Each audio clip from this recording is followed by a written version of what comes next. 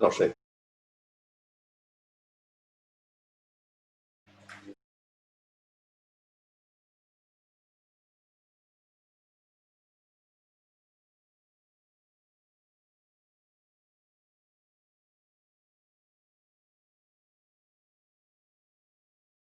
O negro da trama.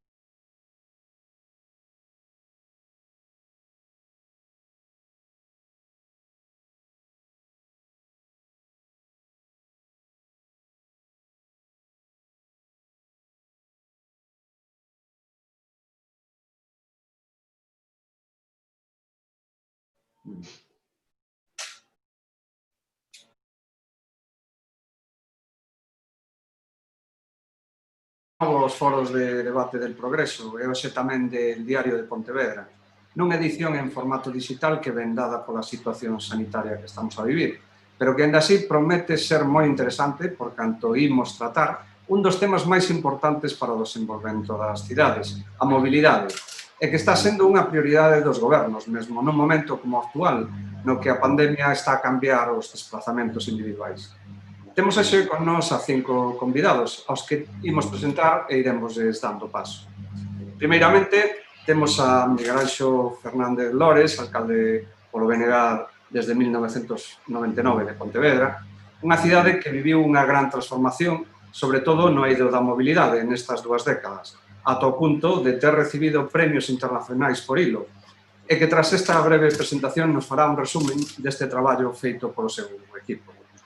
Tamén está con nós Rubén Arroxo, tenente de alcalde polo BNG no Concello de Lugo e responsable da área de mobilidade, unha competencia que os nacionalistas quixeron asumir logo do acordo de goberno co PSOE ao que chegaron o verán pasado para aplicar unha parte do seu programa electoral, na que fixeron especial fincapé nos últimos anos e que ten que ver coa peonalización total do casco histórico de Lugo e tamén da ronda perimetral da muralla romana. Saudamos, ademais, a Pablo Fuentes, xefe do Servizo de Enxeñería do Concello de Lugo, e que é o funcionario que nos últimos mandatos se encargou de dirixir os proxectos de peonalización postos en marcha na cidade, como o da Praza da Milagrosa.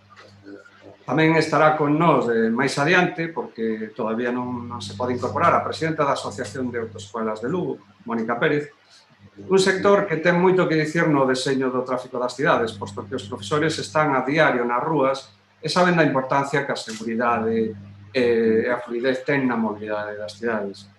E, finalmente, contamos con Pablo Veiga, representante de Masa Crítica, un colectivo que aposta pola mobilidade sostible e que, en concreto, fomenta o uso da bicicleta como medio de transporte privado e cada último xoves de mes organiza unha marcha ciclista pola cidade para reivindicar o seu uso. Pois unha vez presentados os nosos contertulios, imos dar paso ao alcalde de Pontevedra para que nos faga unha introducción sobre ese exitoso modelo de mobilidade da súa cidade e despois iremos introducindo temas para o debate. Miguel Ángel, ten vostede a palabra. Pois moi bo día a todos e a todas. Eu quero agradecer inmensamente a posibilidade que me dá o Progreso e o Diario de Pontevedra de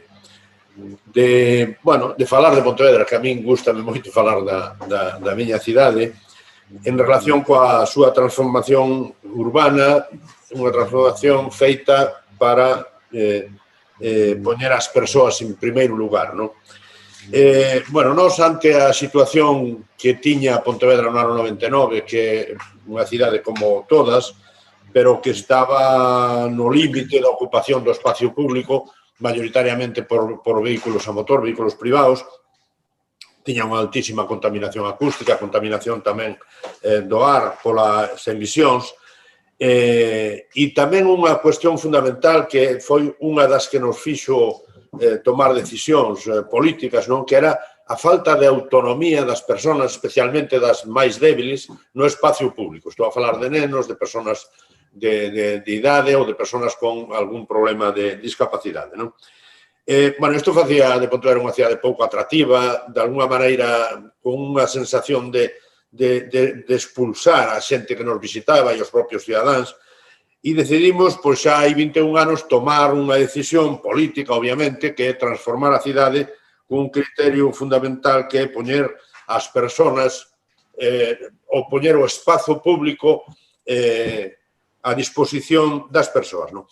E dentro das medidas fundamentales que utilizamos foi, en primeiro lugar, a reducción drástica dos vehículos privados que cruzaban ou que invadían a cidade. Pontevedra é unha cidade que ten 5 km cuadrados, máis ou menos, unha cidade moi compacta, é cabeceira de comarca, obviamente, de 200 e pico mil habitantes, e en Pontevedra había días que entraban 150.000 coches ao día, entraban e saían. Unha media, ao mellor, de 100.000, pero días con puntas de 150. Eso era absolutamente imposible, non? Por lo tanto, decidimos reducir drásticamente os coches e fixemos dúas cousas. Unha, cortar prácticamente na súa totalidade os tráficos de paso, que son eses tráficos que cruzan a cidade e que non paran na cidade, non? Esos intentamos cortalos drásticamente e aí reducimos un 30% dos vehículos que entraban e salían da cidade.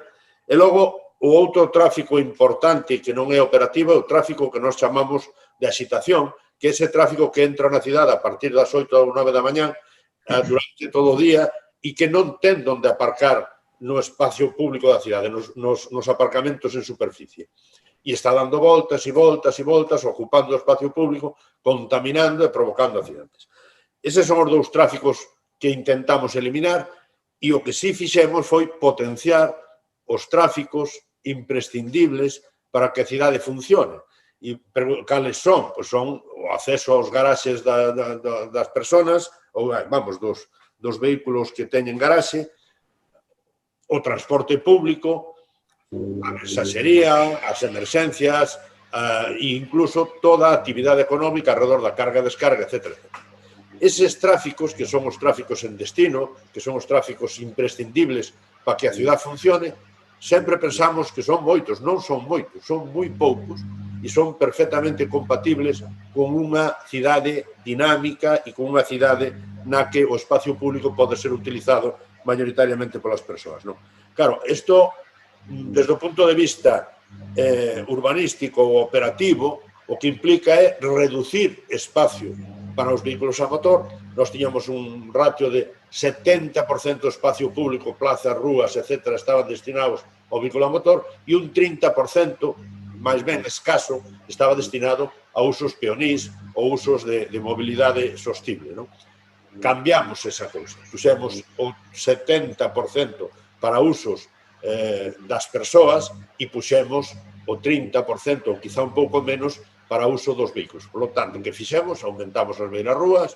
Realmente as beirarrúas deben ter como mínimo 3,5 metros, tendo en conta que hai que deixar un espacio para o mobiliario urbano, para a iluminación, etc., etc.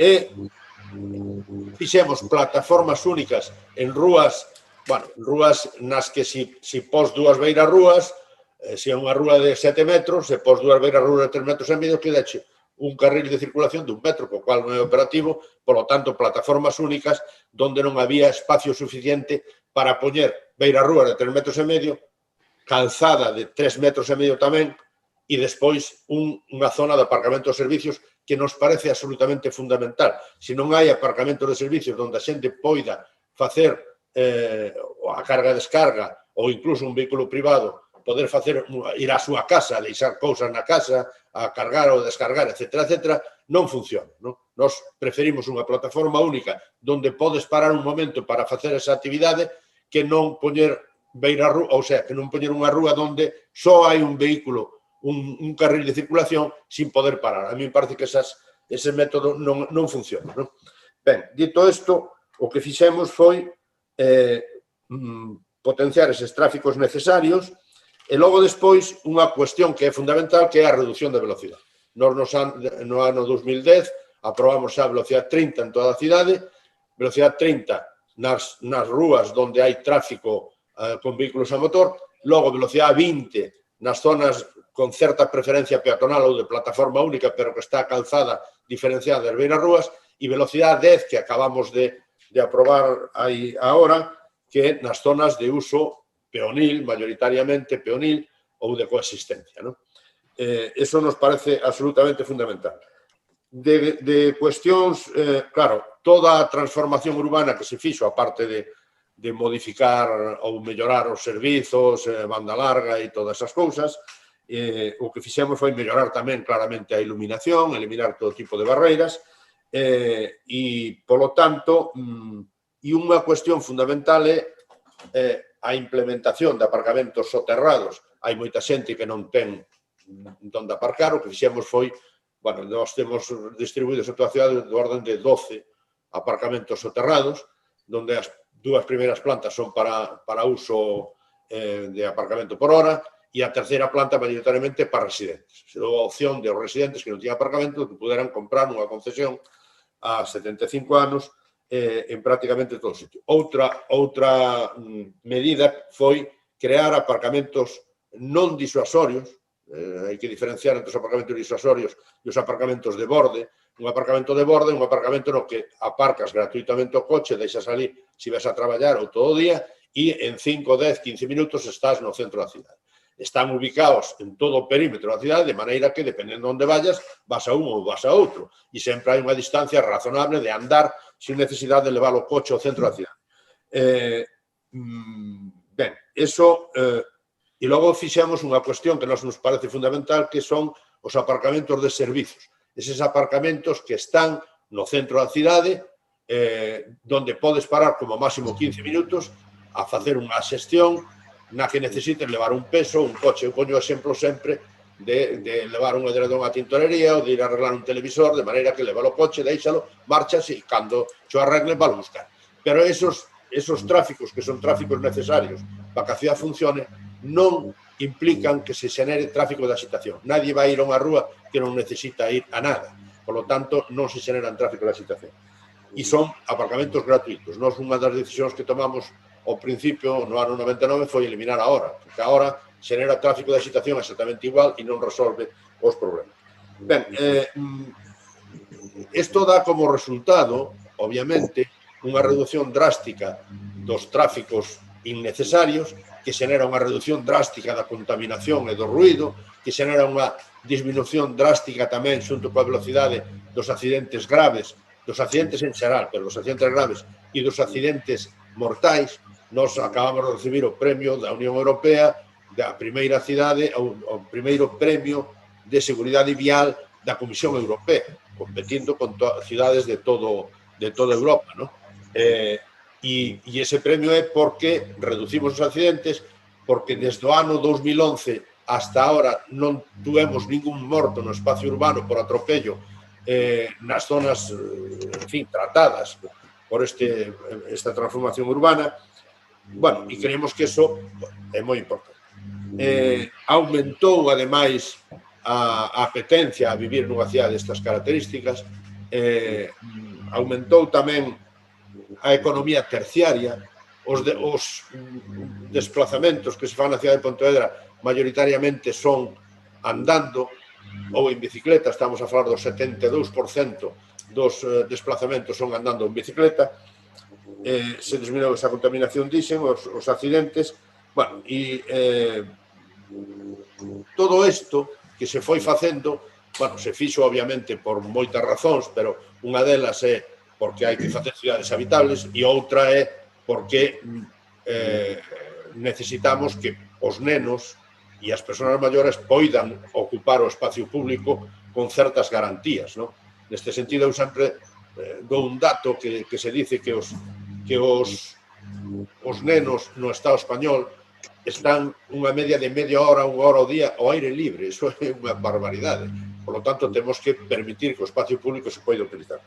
E despois, claro, unha vez que hai unha preocupación grande polo cambio climático, é obvio que hai que tomar decisións inevitablemente, e a COVID-19 veu tamén a xenerar unhas necesidades obvias que todos os alcaldes e alcaldesas teñen que tomar esas decisións. Se están facendo peatonalizacións a matacabalo, a correr, porque non hai forma de manter as distancias no espacio público, e logo é necesario tamén que toda a xente se mova coa súa propia enerxía. Quer dizer que a OMS fala de 10.000 pasos que son os necesarios para manter unha certa actividade física imprescindible, non?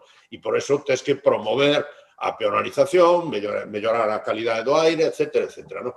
E nestes últimos momentos ou nestes últimos anos, e este último ano, xa non só é conveniente que se tomen decisión de facerse áreas máis habitables, senón que vai a ser imprescindible de cara ao futuro. Más ou menos, esta é a miña intervención inicial. Moi ben. Bueno, pois moitas gracias. Parte dos temas que imos a introducir, pois xa tamén os avanzou vostede na introducción. Un deles, por exemplo, as novas medidas que acaba de aprobar o Consello de Ministros que afectan as cidades, o límite de 20 km/h en vías con plataforma única de calzada que ve ir á rúa e 30 km en rúas unidireccionais. Como ben dixo o alcalde de Pontevedra, xa ten feito os deberes neste senso e xa estén implantados. E tamén se introduce unha regulación para os patinetes eléctricos, de que só poden ter unha velocidade máxima de 25 km/h e está prohibido que circulen por beiraru rúas peonís, que, estamos vendo a diario por as nosas rúas. Son medidas que son de aplicación obrigatoria a partir dos 6 meses da publicación no BOE para dar tempo aos concellos e adaptar a súa sinalización. Gustaríame que, como xa o Miguel Anxo xa comentou en parte, pois empezar agora tamén con Rubén, que é o responsable da mobilidade no Concello de Lugo, e que nos diga que lle parecen estas medidas.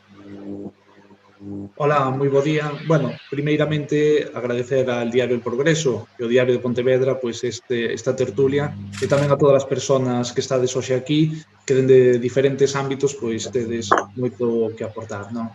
Pois estas normativas que acaban de sair, que polo de agora pois semella que aínda van ter que ter un proceso de alegacións que aínda non son definitivas.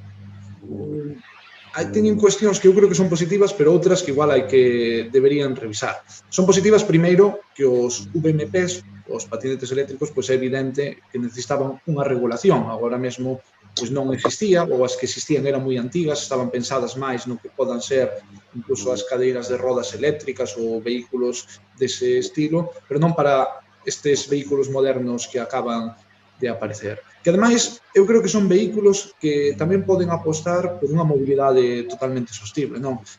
Ata agora, a mobilidade sostible se visualizaba, se centraba na bicicleta, que é o elemento máis popular en canto a iso, pero sí que temos que ter en conta que hai certos sectores da poboación que non podemos usar a bicicleta, ben pois por a súa condición física, ben pola súa comodidade, ben, por diferentes razóns, non? Entón, este tipo de vehículos que aparecen, que poden facilitar moito iso, pois sí que poden ter ese problema, que ademais había moitas queixas, sobre todo co tema da seguridade no seu uso, sobre todo cando se usaban por beirarrúas, que eu creo que nas beirarrúas non poden estar, pero logo está o debate das zonas peonís, se poden circular por zonas peonís ou non. De feito, a propia Federación de Usuarios pedía que se pudesen usar sempre indo, como as bicicletas, a velocidade de peón e que teña o peón a preferencia no seu uso, non? Entón, eu creo que sí que é un debate aberto que, ademais, non vai ser a curto prazo, porque vendo todo o que está pasando noutros países de Europa, é un vehículo que veu para quedar e que, polo tanto, tamén se queremos diseñar cidades que ten que ser obxectivo, que teñan espacios importantes peonís, non? Como acaba de falar o alcalde de Pontevedra, todos os beneficios que isto nos trae, tamén temos que pensar na posibilidade de que poden aparecer vehículos deste tipo no futuro, que sexan sostibles e que nos poidan garantir todo iso. Caso de Lugo, nós temos claro que o obxectivo futuro de Lugo é que o casco histórico ten que ser peonil e que o entorno da muralla, que é o noso elemento patrimonial máis importante, ten que chegar un día, se non é a peonalización completa, na súa gran maior parte, non? Porque é o noso símbolo da cidade. Pero para poder chegar a iso, vamos a ter que ir creando estruturas que o permitan. Vamos ter que ir, a ronda terá que ter uso para o transporte público, evidentemente, como decía o alcalde de Pontevedra, por servizos, por residentes, evidente, pero posiblemente tamén para este tipo de vehículos tamén pode ser unha forma de permitir a mobilidade sen ter que usar o coche, senón usando outros elementos. No aspecto técnico, seguramente ten moito que dicir Pablo Fuentes, porque haberá que adaptar as cidades a estas normativas. Cree que é tempo de abondo 6 meses para facer estes cambios? E que lle parece tamén estas medidas? Bo día a todo o mundo.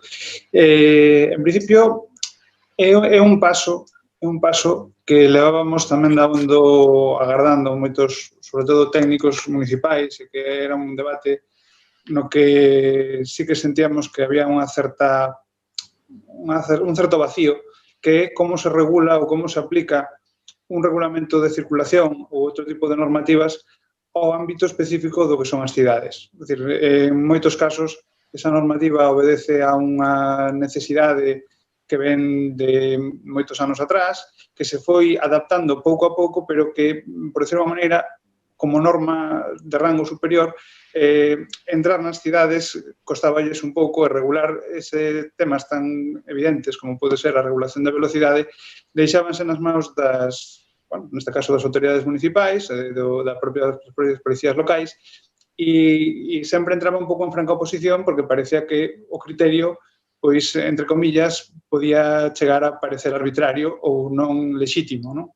Neste caso, eu creo que como cuestión de fondo, é dicir, que se poña o foco no que está sucedendo nas cidades, evidentemente, un pouco na liña do que comentaba anteriormente Rubén, haberá que ver un pouco ese punto de equilibrio entre a autonomía local e esa norma de rango superior, pero sí que é certo que resulta evidente e palpable, o exemplo de Pontevedra pois é unha evidencia máis, o calmar o tráfico, o reducir a velocidade é unha cuestión que tiña que ser.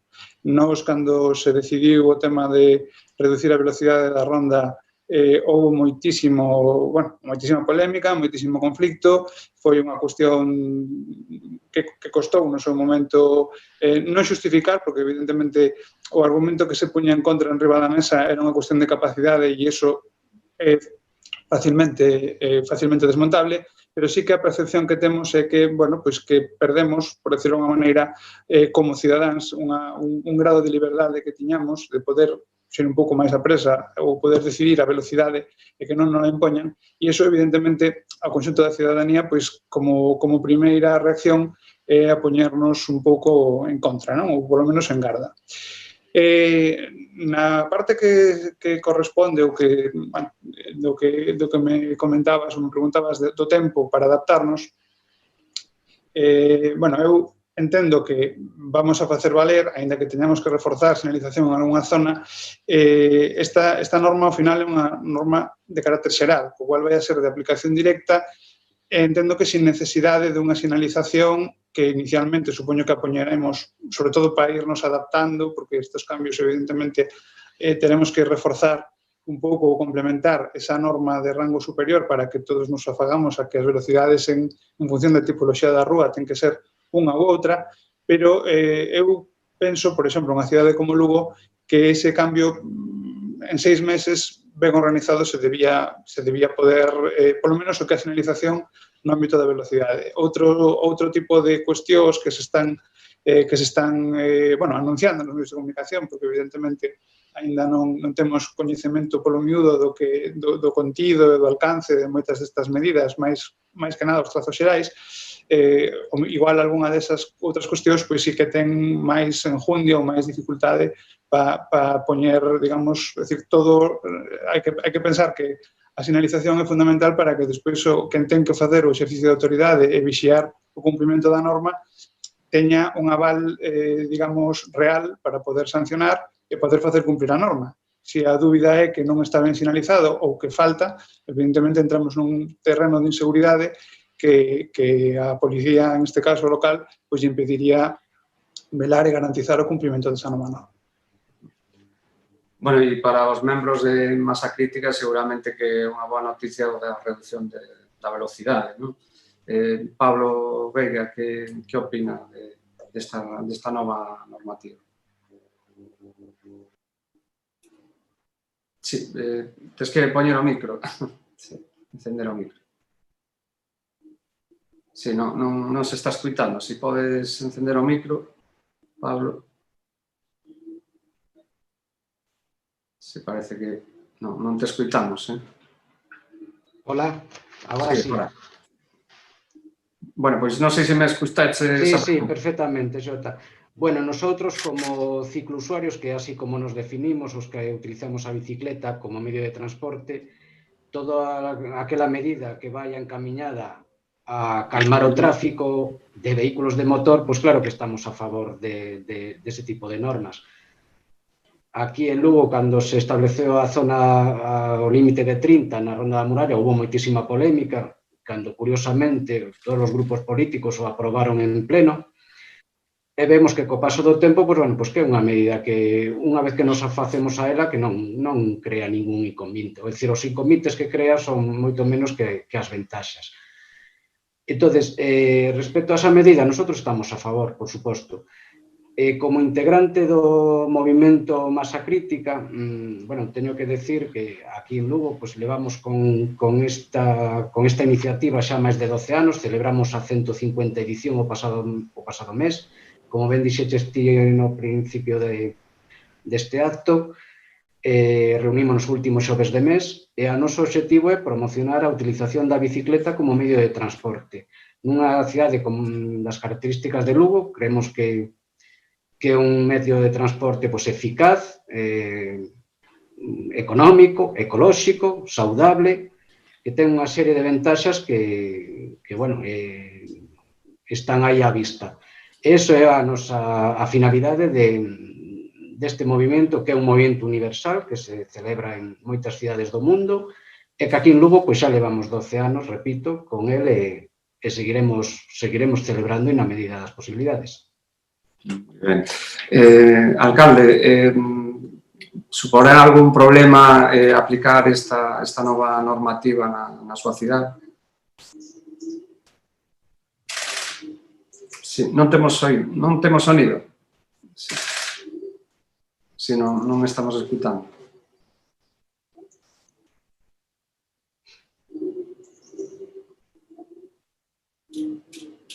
Non temos oído. Ahora sí, non? Sí, ahora sí. Ben, é que, aparte de ser alcalde de Pontevedra, eu tamén teño a honra de ser o presidente de honra das cidades que camiñan, non? E as cidades que camiñan está facendo forza diante da Dirección Xeral de Tráfico desde hai moitos anos xa para que se tomen estas decisións. Especialmente o tema da velocidade 30, non? Porque alguén decía, si todas as cidades son 30, non necesitamos poñer velocidade 30, porque todas son 30. Nos aforran moitos carros.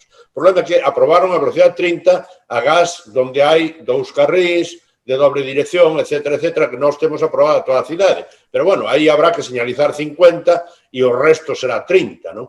É absolutamente imprescindible. E respecto á cidade, na práctica, nós acabamos de aprobar agora unha ordenanza na que o que fixemos foi aprobar unha ordenanza que poña por escrito o que está pasando na realidade. Nunha rúa donde a maior parte dos tráficos son peonís, os coches non poden ir a 20, nin a 30, nin a 10 siquera. Ao final terán que ir a 6 por hora, que é como van os peatóns. E nós somos moi partidarios de que o diseño urbano das cidades sean os que definan a velocidade. Claro, tú cando entras nunha zona peonil, claramente peonil, un coche ten que adaptarse a velocidade, e a bicicleta tamén. Estou mirando, a bicicleta tamén. O sea, non podes... Entón, claro, a ordenanza dice que a policía non vamos a medir se van a 6 ou a 10 por hora, porque non temos, bueno, non temos radares para medir eso.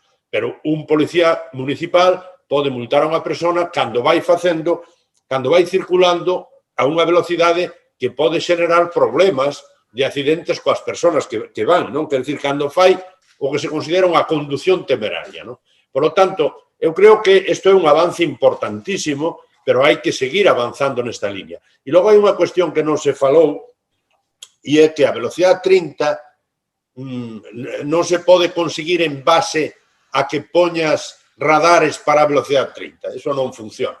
Nós estamos poñendo mecanismos para reducir a velocidade, reductores verticais, que son os que funcionan, o que aquí o que o mundo chama lombos, que é o paso elevado de peatóns, que unifica as beirarrúas cando as hai, e fai que o vehículo, cando entra nun paso de peatóns elevado, sea consciente que está invadindo o espacio do peatón. E iso é absolutamente funciona, porque os poucos accidentes que hai en pasos de peatóns en Pontevedra son nos pasos de peatóns que están a nivel da calzada, que non están elevados. Por lo tanto, son moitas cousas as que hai que ir facendo. E despois hai unha cuestión que me gusta sempre decir: a velocidade real dunha cidade en hora punta non sube de 10 km por hora. Esa é a velocidade real. Vas a 60 entre dous semáforos, paras 2 minutos nun semáforo, andas a pulos, e se entre un semáforo e outro podes matar a alguén porque a 60 por hora se mata a xente, pero na práctica non aumenta esa velocidade media. Nos, desde que tomamos as decisións que tomamos, reducimos velocidade, pero tamén eliminamos semáforos, puxemos rotondas, automáticamente a velocidade media na cidade subeu. Subeu a velocidade media hasta 16, incluso 20 en algúns momentos por hora, porque hai menos tráfico, non hai tráfico de axitación, non hai tráfico innecesario na cidade, funcionan moito mellor, están primados os servicios que cruzan a cidade. E os taxistas, porque hai moito menos tráfico. E, polo tanto, aumenta, hai unha fluidez do tráfico maior, precisamente por ese tipo de cuestións. E funciona eso, non? Quero dicir que é unha realidade, non? A veces te asuras dicir, oiga, es que a 50, que velocidade de 50? Se non hai ninguna cidade que en hora, de noite pode ser que sí, ou en horas que non son punta, pero en hora punta, tú colles un coche, poso 40 kilómetros, empezas a andar pola cidade e cando chegas acabes a hora, non anduvestes máis de 8, 10, 12 km por hora. Eso fixeron, algún medio de comunicación fixo un estudio en todas as cidades de Galicia nos anos a primeiros de século, 2000, 2000 e pico, e ningunha cidade subeu de 10 km por hora. Por lo tanto, non hai que terlle medo a tomar ninguna decisión. E as distancias nas cidades son pequeniñas, son moi pequenas. E, por lo tanto, se andas 2 kilómetros a 30 por hora, pois son 4 minutos. E se foran a 60 por hora, serían 2 minutos. Se fora real, que non é. E vamos a arriesgarnos a matar a alguén por culpa de 2 minutos? Porque, ademais, curiosamente, decía Pablo Fuentes, non é que a xente todos queremos e tal. Os condutores, non? A mí me preguntan sempre, oiga, os ciudadanos de Pontevedra están a favor da velocidade 30? Eu digo, sí. Porque non hai rúa, nin hai edificio grande que non teña unha demanda ao Concello dicindo que quere calmar o tráfico na súa rúa. Porque todos temos fillos ou netos, e queremos que na nosa rúa a velocidade sea unha velocidade que non permita accidentes graves. Se sumamos todas as peticións en toda a cidade da xente que me pide calmar o tráfico, todos estamos de acordo. Ora, cando entras no teu coche, logo tes unha tendencia a correr. E esa tendencia a correr, porque os coches cada vez son máis motorizados e se te embalan ainda que non queiras, se non tes, digamos, elementos disuasorios de calmado de tráfico, cando te das conta estás 80. Porque un coche calquera ahora metes unha marcha, metes outra, se pide tal e estás 80. E logo, cando pasas por un paso de peóns, dices, menos mal que non cruzaba nadie porque salindo desta curva eu pude matar a alguén, e eres consciente deso. Por lo tanto, os dirixentes políticos temos a obriga de tomar decisións. Se eu sei que tomando medidas de calmado de tráfico e podendo medidas físicas de calmado de tráfico, reduzco a velocidade, ou sea, a mortalidade na cidade, e non o fago, teño unha responsabilidade. Porque aquí, no ano, se remato agora, desde o ano 97 ao 2007, en Pontevedra morreron 30 personas de atropello. En 10 anos, 30, unha media de 3. Do ano 2007 ao 2017 morreron 3. E todos esos que morreron por atropello foi antes do 2011. Do 2011 diante non morreu nadie. Solo con salvar unha vida desas 30, a mí me vale a pena tomar decisións. E o coche, indo a Modiño, os pasos elevados ben feitos, non lle molestan a nadie. Eu tiño un coche oficial de 24 anos. Ten 24 anos. Voulle facer unha festa cando fago os 25. E iso tamén entronca co tema este de si os coches e tal. Nós somos partidarios de reducir tráficos, non tanto de reducir que sea de gasoil, que sea de gasolina, que se non é... Bueno, que hai que ir aos vehículos eléctricos, nalgúns casos está claro que é estupendo e que contaminen menos, pero a clave da contaminación nas cidades é o volumen de vehículos a motor, non o tipo de vehículo a motor. Xa que introduce o tema da contaminación, hai cidades que están a penalizar a entrada de vehículos máis contaminantes. Vaise tomar esa medida en Pontevedra? Non, xa digo, non nos somos partidarios. O sea, eu será... A ver, obviamente, eu creo que eso ten que ser unha normativa xeral. O sea, eu paso a ITV, se paso a ITV é porque o meu coche pode circular. Oiga, pois que se ponga lo que hai que poñer na ITV, pero por que vamos a ter que tomar medidas particulares? Es que é unha ridiculez. Dice, poña usted, porque logo despois hai, non se entende demasiado, porque hai coches de gasoil que teñen uns filtros que contaminan menos que un de gasolina. Es que non entendo ese tema. E o problema das cidades é o volumen excesivo de tráficos de vehículos a motor. Ora, un vehículo, porque sea eléctrico, pisa os callos exactamente igual cos outros, ocupa o espacio público exactamente cos outros. Entón, para min, neste momento, o prioritario é reducir tráficos innecesarios. E despois sería de que tipo de coche estamos a falar, non? No caso de Lugo, Rubén, sí que se baseaba, por exemplo, a peonalización da Ronda da Muralla no efecto da contaminación. De haber unha peonalización progresiva, podría darse o caso de que os vehículos máis contaminantes serían os primeiros en quedar fora da Ronda da Muralla? Pois eu aí non estou de acordo de que... Porque aí, eu coincido o que decía agora o alcalde de Pontevedra, non? Hai unha cousa que temos que reanalizar con esta frase que se usa de evitar que os vehículos máis contaminantes entren nos centros da cidade, porque, primeiro, cales son os vehículos máis contaminantes? Porque aí atrás ainda saíra esta famosa noticia dos vehículos estes que chamaban os mil-híbrids, se non me equivoco do nome, que realmente eran vehículos híbridos, en teoría eran vehículos ecolóxicos, pero despois tiñan unhas cilindradas que eran unha bestialidade. Entón, cando poñían un motor de gasolina, pois consumían moitísimo máis que calquera vehículo que se considera contaminante, non?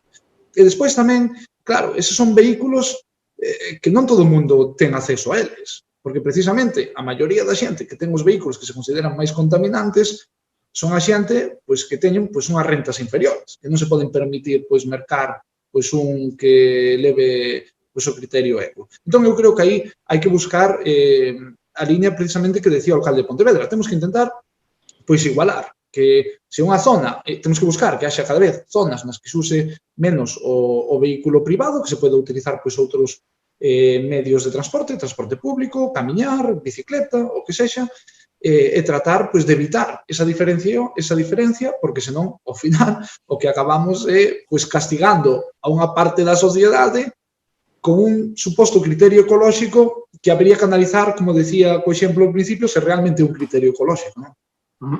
Pablo Fuentes, que lle parece esa medida que adoptan cidades como Madrid de facer unha amendua na que estén limitados esos vehículos máis contaminantes?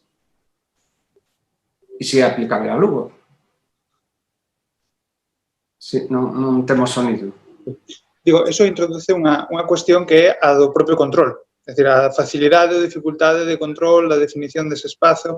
É dicir, eu aí podo coincidir tamén co que acaban tanto de plantexar o alcalde de Pontevedra como Rubén, no sentido de que, unha cidade, é certo que unha cidade como Lugo é pequena, aínda que nos consideramos que ten moito tráfico, sempre é unha cuestión de escala, igual que a distancia para nós non é a distancia que para a mesma distancia camiñando que para un madrileño. Eu estou totalmente de acordo co alcalde de Pontevedra en que os desplazamentos que temos que facer a pé son perfectamente asumibles para facerlos a pé en calquera das cidades das que estamos a falar agora, pero noutros ámbitos pode ser, é dicir, para unha problemática como, por exemplo, poderia ser o caso de Madrid, esa zona central, pudera esa medida ter algún tipo de efectividade. Eles xa teñen implementado a tarificación de pago polo sistema de rotación de estacionamentos, pero, por exemplo, Lugo tamén o sistema ahora en determinado momento se abandonou e está nun punto no que, habería que ver se con este novo debate si se recupera de alguna maneira un sistema parecido.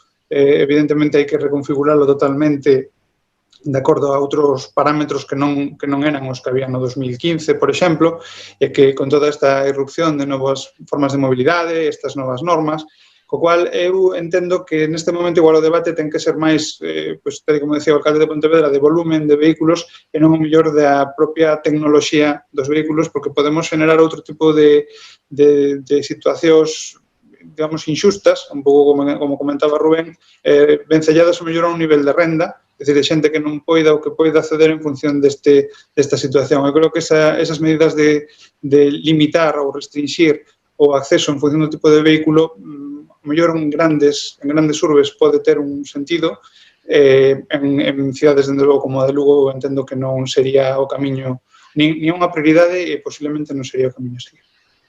E dende masa crítica, como se ve este tipo de medidas que restringen os vehículos contaminantes? Bueno, quero decir que teño coche, que o meu coche é diésel, que eu ao longo do ano fago uns 22.000, 23.000 kilómetros polas miñas circunstancias familiares, persoais e laborais.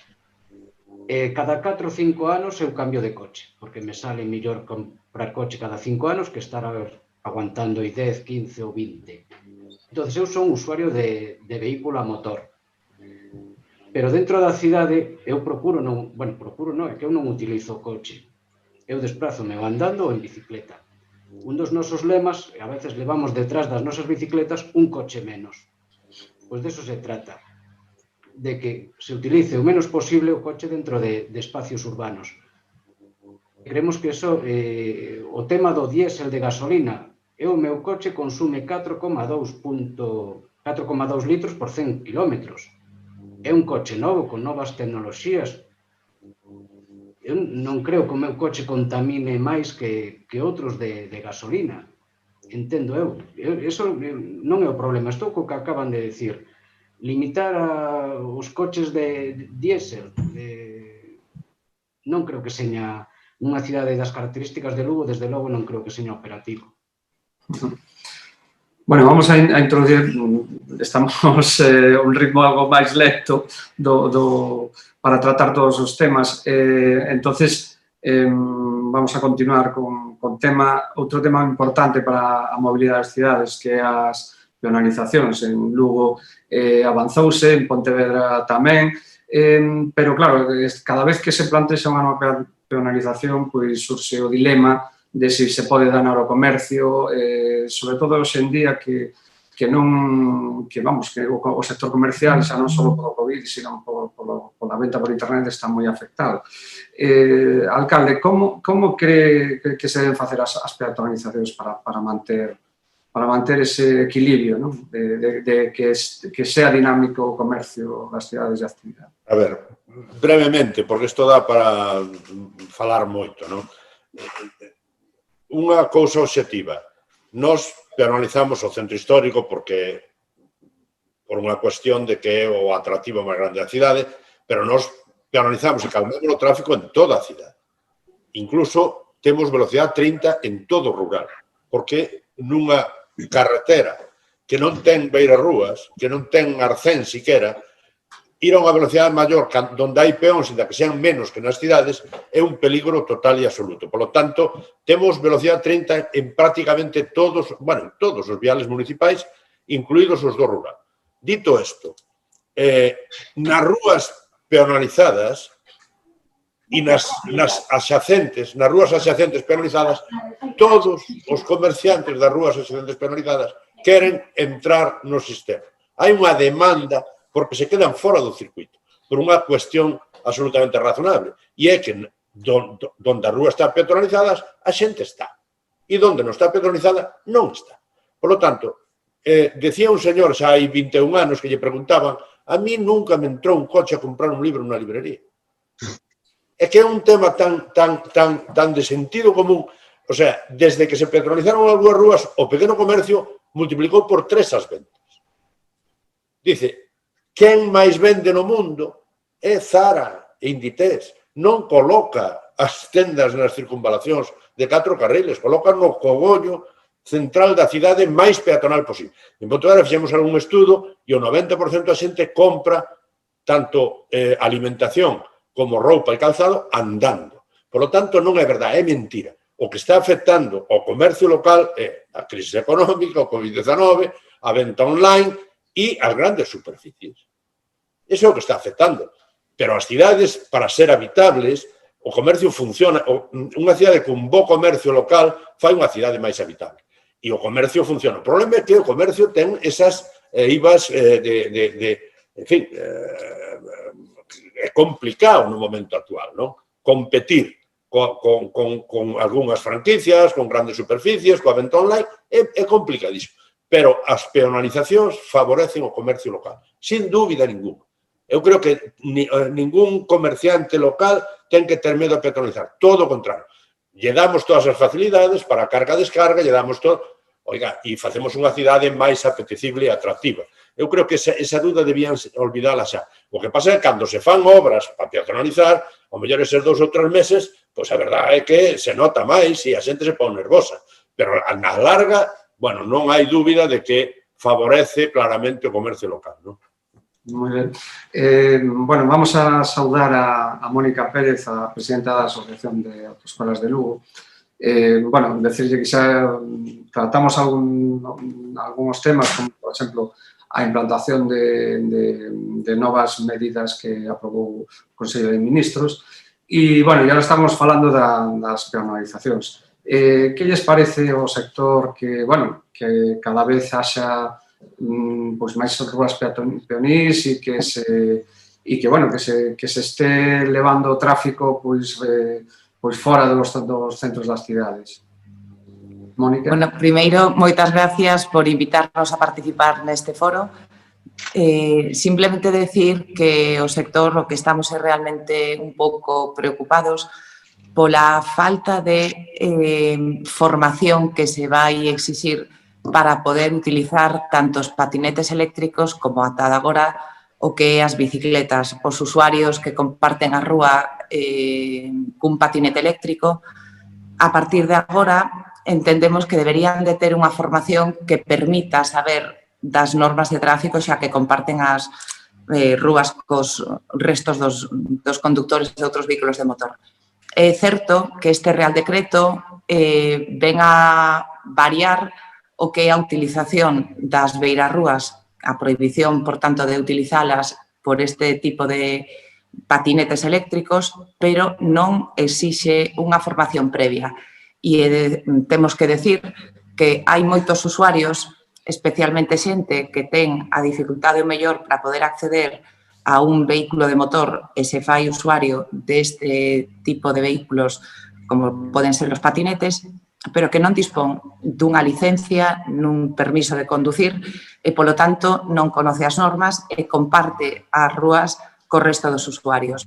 Entón, dende a Confederación Nacional de Autoescolas, estamos facendo a petición de que se exixa dispor dunha formación mínima elemental. Por tanto, iso é algo que nos preocupa. Nos preocupa polo número xa de accidentes que, por exemplo, na cidade de Lugo xa tivemos deste tipo de usuarios. Co cual, entendemos que aí teremos que facer fincapé neste tipo de formación. É certo que antes da pandemia se manexou a posibilidade de poder facer algún tipo de formación en colaboración coa Asociación de Autoescolas pros mozos e mozas da cidade de Lugo. Desgraciadamente, a pandemia veu a paralizar esta iniciativa, pero, bueno, tendemos a mau desde a asociación para poder facer xornadas formativas polo menos informativas para que os usuarios dispoñan de algún tipo de coñecemento previo. Entendemos que a reducción da velocidade é algo absolutamente positivo. A 30 por hora as consecuencias dun posible atropelo non son mortais no porcentaxe máis alto das ocasións. De feito, felicitamos xa que temos aquí o alcalde de Pontevedra pola consecución dese premio a nivel europeo porque as medidas que se implementaron en Pontevedra están aí. De feito, no Parlamento galego, cando tuvemos a intervención na Federación Galega, poñíamos como exemplo o que acontece na cidade de Pontevedra. Entendemos que é unha moi boa decisión a reducción da velocidade e entendemos que a peonalización de determinadas zonas como pode ser do casco histórico todo de Lugo, que é certo que inicialmente calqueira cambio de paradigma como pode ser este, o feito que tamén suliñaba o alcalde de cando se estean facendo as obras pode causar certos trastornos, a larga vai ser favorecedor para o comercio local. Pouco máis podemos decir neste senso. Pois moitas gracias, Rubén. Evidentemente, o Concello de Lugo está apostando neste mandato polas peonalizacións. Bueno, xa se está vendo, por exemplo, Quiroga Ballesteros, que está avanzando moito os traballos, pero, bueno, tamén hai protestas de comerciantes. Como se compaxina esa labor de peonalizar e manter o fluxo económico? Eu creo que un pouco tamén do que comentaba o alcalde de Pontevedra, non? Sí que é certo que cando lle fan a un obras e ten o seu comercio, un sitio onde fixe unha inversión importante, que é o seu modo de vida, pois hai medo. Pero iso é humano, non? Hai preocupación polo que poida pasar despois. Pero creo que a día de hoxe é un debate que hai 20 anos, pois podía haber máis preocupación, pero que hoxe xa hai a experiencia suficiente para saber que é positivo. E pensemos en rúas en Lugo que cambiaron drásticamente. A rúa Visco Aguirre, por exemplo, como é unha rúa das máis comerciais da cidade dende que se penalizou. Ou rúas como, por exemplo, na Milagrosa, a Rúa Divina Pastora, como se transformou tamén esa rúa, non? A vida que ten agora e que non tiña antes, non? Creo que hai moitos exemplos. En Lugo, ademais, dicía ao principio, temos un valor engadido importantísimo que creo que non estamos potenciando nin o 1%, que é a nosa muralla. É a única muralla romana do mundo que se conserva na súa totalidade. E a día de hoxe, pois, ainda témola como unha rotonda, porque a cidade durante moitos anos pois, se foi organizando así durante décadas. Evidentemente, pois, non é tan sinxelo pois, a día de hoxe pois, facer unha transformación, e sabemos, ademais, que un debate que en Lugo, non sei se 50, 50, 40, 60 ou en que porcentaxes, pero ademais hai un debate moi intenso de se debe avanzar cara a penalizarse ou se non. Eu, ademais, creo que neste momento, dado que no ano 2021 vamos ver a parte máis simbólica da muralla, que é a Mosqueira, pois penalizada, creo que moitas persoas que agora o ven que non están a favor, pois que van cambiar a perspectiva, non? Porque van ver realmente o valor que temos aí.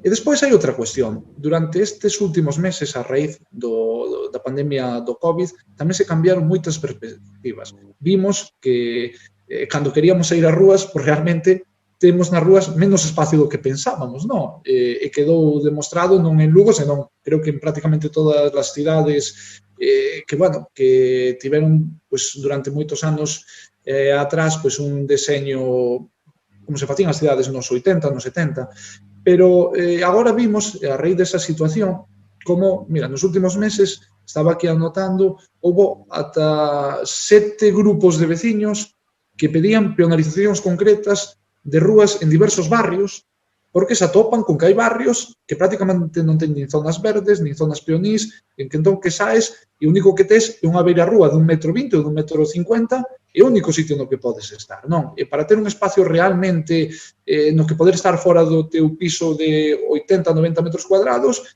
pois é terte que desplazar pois 10-15 minutos a pé, porque non tes nada no teu barrio. Entón, creo que se está cambiando moito tamén esa tendencia a raíz da pandemia do COVID, que están cambiando moito as conciencias, e creo que, ademais, pois, está demostrado que o futuro das cidades vai camiñar cara aí.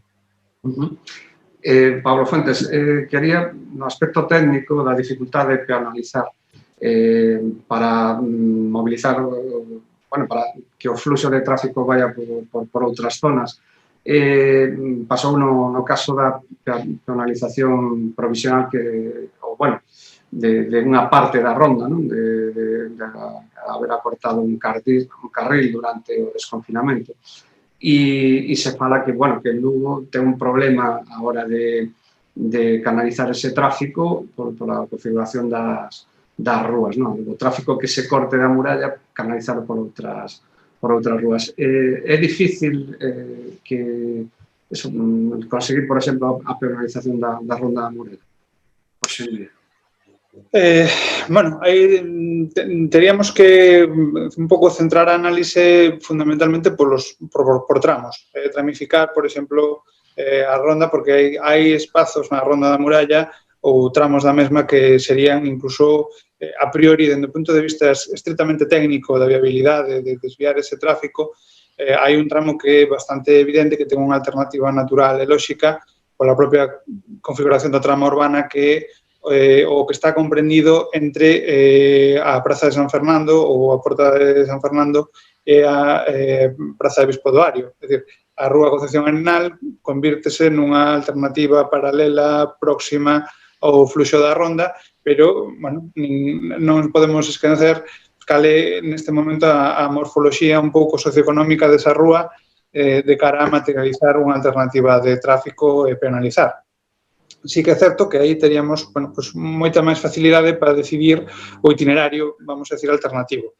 Outros tramos, como por exemplo foi neste momento o da Mosquera, require, fixose algún estudio por parte da USC ou algún estudiante da USC buscando alternativas, verificando realmente a alternativa máis próxima si era quen de asumir a carga de tráfico que neste momento temos. Aí hai unha cousa que a mí sí que me gustaría matizar, porque moitas veces neste debate de si penalizamos ou non penalizamos, o que non debemos é manter, eu creo, a idea de que o tráfico que estaba pasando debera seguir pasando por itinerario alternativo. É dicir, cando nos penalizamos, deberíamos tamén incidir en que é coa idea de que o tráfico se reduza.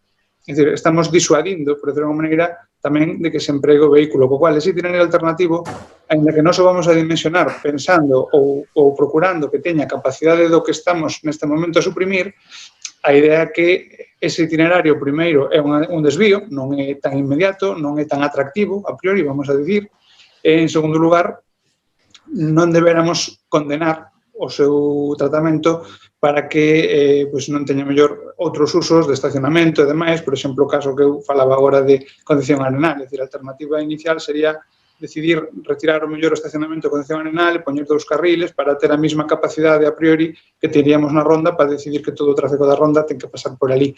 Claro, eso para a Rúa Concepción Arenal neste momento sería un cambio total e brutal que provocaría unha fractura evidente do tipo de usos, as beirarrúas que temos en Concepción Arenal, é dicir, trasladaríamos un problema dunha zona a outra e incluso con menos capacidade de recibir esa carga de tráfico de cara á vida dos propios residentes da Rúa Concepción Arenal. Entón, non é a priori sinxelo, pero eu creo que hai que ter en conta que o que se está apostando por unha penalización é, de alguma maneira, da mao da reducción tamén do tráfico de vehículos. E desa maneira, as posibilidades ou as alternativas que realmente se nos poñen en riba da mesa de cara a buscar itinerarios alternativos crecen con certa, teñen un crecemento importante. Si simplemente nos decidimos a que os 100 ou os 50.000 vehículos, decía antes, o alcalde de Pontevedra, das entradas que tiñan o número de vehículos tal, se houve simplemente a cómputo de ratio de vehículos, e digo, o que pasaba por aquí teño que buscar alternativa por outro lado, realmente a Ronda da Morella neste momento é unha vía de alta capacidade de tráfico, das que máis tráfico soporta da cidade, e se temos que buscar unha alternativa que soporte esa cantidade de tráfico, pois a verdade é que esa alternativa se reduce moito. O responsable de masa crítica con respecto ás penalizacións, me imagino que tamén afectará pois a normativa que se vai a implantar, non, do uso das bicicletas nas zonas peonís. Vostedes teñen falado desto, que opinan sobre como deberían de usarse as bicicletas nas zonas peonís? Bueno, antes de nada, acabasme de chamar responsable de masa crítica. Eu digamos que son unha das caras visibles, un dos rostros visibles do movimento este que carecemos de calquera tipo de xerarquía. A ver, eu como cidadán claro que estou a favor de que se peonalice o máximo posible. E ademais, aquí na cidade de Lugo, que se empezaron a peonalizar, eu creo que hai uns 24, 25 anos, no centro, daquela tamén houbera movimentos en contra. No barrio da Milagrosa, esa rúa que acaba de decir Rubén, houbera unha contestación tremenda, cando despois todo o mundo estaba a favor desa medida. E as que se están facendo agora, pois 3/4 do mismo. A ver, nosotros abogamos o uso da bicicleta. Eu estou a favor de que existan carrís bicis, por suposto, e además débense fomentar. Pero eu como ciclousuario, eu son parte do tráfico. Eu son un vehículo máis. Se debemos andar polas zonas peonís ou non debemos de andar, a ver, un dos nosos lemas tamén é que con respeto e con cuidado a bici a calquera lado. Entonces, a mí non se me ocurre atravesar o centro de Lugo pois no San Froilán ou o día de Ardelucus. Pero despois eu si podo andar en bicicleta ao paso do peón, respetando sobre todas as cousas o peón. Se ando con cuidado, se ando mantendo a seguridade, non creo que exista ningún problema para andar por esas zonas peonís, sempre priorizando o peón. Ainda que, bueno, eu personalmente, eu cando vou en bicicleta, son un vehículo máis e utilizo as zonas de paso que utilizan os coches. Bueno, cambiando un pouco de tema, o transporte público parece ser que pode ser a alternativa, potenciar o transporte público para evitar os desplazamentos en vehículo privado. En Pontevedra, non sei se hai, creo que non hai transporte urbano, non? Se se vai a implantar. Non hai transporte municipal. Hai transporte urbano, porque temos 28 líneas de transporte que cruzan a cidade. Acabamos de chegar a acordo coa Xunta de Galicia para utilizar esas líneas como transporte urbano ou como transporte municipal. É dicir, financiar os billetes de todos os usuarios que entran nas líneas interurbanas que cruzan a cidade dentro da propia cidade. Pero nós estamos diseñando un par de líneas que fan de circular da cidade, pero aproveitando os vehículos interurbanos. Unha das cousas que dice a lei de transporte é que hai que racionalizar o uso do transporte urbano e o uso do transporte público. Quero dicir, non ten sentido que dous autobuses diferentes, de competencias diferentes, pasen baldeiros pola mesma rúa estúpidamente. Bueno, dito isto, tamén quero dicir unha cousa que para reducir o vehículo o tráfico de vehículos, o transporte público non funciona se tú non reduces a posibilidade de chegar co coche a todas as cidades, ao centro da cidade. A mí me están agora vindo cousas á memoria. É dicir, o de Madrid da zona central é un caos que eu, se vou de outro sitio, non sei se tengo el vehículo con la etiqueta blanca, verde, azul, colorada, pero que rollo. Sí que pasa que eu, a última vez que fui a Madrid, que fui ademais a un debate sobre cambio climático no Ministerio de Fomento, entrei co coche da 6, metíme para ali, acabei na Puerta de Hierro, metíme... Non hai ni unha sola dificultad para que eu entre polo medio de Madrid a cruce Madrid. Non hai ningún. Por lo tanto, eso é o importante. Cando tú cortas, nós cortamos unha rúa que tiña 28.000 vehículos ao día, pero non a cortamos, cortamos, puxemos unha horta urbana. E hai unha definición que está nos tratados de urbanismo que dice que cando se corta unha rúa, o tráfico desaparece, desapirin tráfico. Non me busques por onde vai, non vai por aí. Irá por outro sitio ou non irá. Quero dicir que, claro, ten razón o Pablo, que efectivamente, se eu vou a buscar unha alternativa a 15.000 vehículos que pasan pola ronda urbana e teño que buscar unha alternativa, teño que buscar outra rúa, meterlle un carril máis a outra rúa, para... Oiga, eso non ten ni pé ni cabeza. O sea, habrá que facer un estudio de tráfico e ver pola ronda da muralla a donde van os coches que pasan pola ronda da muralla. Porque nós temos un estudio de tráfico feito aquí no 98, 97, no que decía que o 30% dos vehículos que entraban e salían da cidade non paraban na cidade. Oiga, se non paran na cidade, porque cruzan a cidade. A cidade de Pontevedra pasaba a 550. Estrada 550 que vai de Coruña a Vigo. Polo medio e medio da cidade. Con 14.000, 15.000, 20.000. Nós temos rúas de 14.000 vehículos que agora pasan 400, 500 e non se nota. Se chama compatibilidade de usos. Os vehículos entran a todos os sitios. Non hai ningún sitio onde non pode entrar un vehículo na cidade. Hasta a Plaza da Peregrina entran, na Plaza de Santa María entran en todos os lados. Zonas peatonales, entran cando teñen que entrar. A clave está en como podemos conseguir que circulen na cidade os vehículos imprescindibles para que a cidade funcione. E iso se fai con bucles e con cousas. Ora, que nadie espere que aumentando ou mellorando o transporte público se vai a reducir o uso do vehículo privado. Nadie que ten coche particular utiliza o transporte público, a non ser que lle diga, oiga, usted por aquí non pode pasar, e se quere entrar aquí, ten que entrar en transporte público. Nós sempre decimos, nas cidades pequenas, camiñar resolve o tráfico, camiñar resolve a mobilidade. Se estamos falando de menos de 2 km, kilómetro e medio, andar, que ben, mellora o aparato locomotor, o respiratorio, mellora a saúde, impide a obesidade infantil, permítete relacionar coa xente, comprar nas tendas, etc. E nas cidades grandes ten que haber transporte público, pero non ten por que entrar no centro da cidade. Non ten por que parar na porta de todo o mundo. O tráfico ten que chegar a un sitio e logo hai que andar. O que se chama intermodalidade de base peatonal. A nós nos deron un premio na Unión Europea no 2014 precisamente porque apostamos pola intermodalidade de base peatonal. Andar é un desplazamento. Pode ser en avión, en coche, en tren, en barco, en autobús ou en bicicleta. Ou que sea un vehículo, efectivamente, un vehículo de tracción animal, que non se parezca mal, pero é un vehículo de tracción animal, pero é un vehículo, a bicicleta. Por lo tanto, todos os vehículos teñen que respetar o peatón. Todos teñen que respetar.